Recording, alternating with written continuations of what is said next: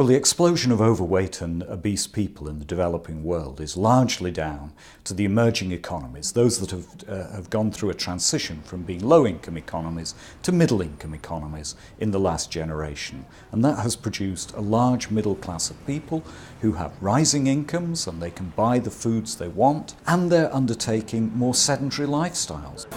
It's these sorts of greasy, fattening, processed sugary foods that are causing the problem.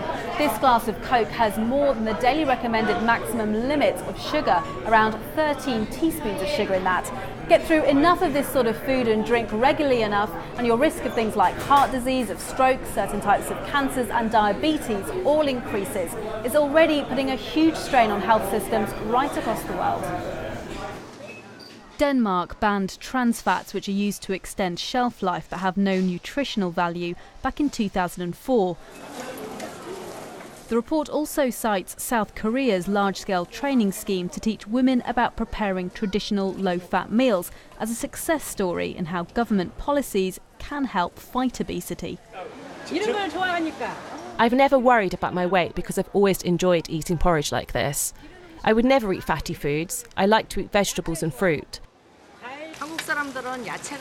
Koreans prefer vegetables, whereas Westerners seem to eat more red meat. Also, Koreans tend to eat less in general. People are quite weight conscious here. The report says more governments need to start introducing taxes on sugary, fatty foods.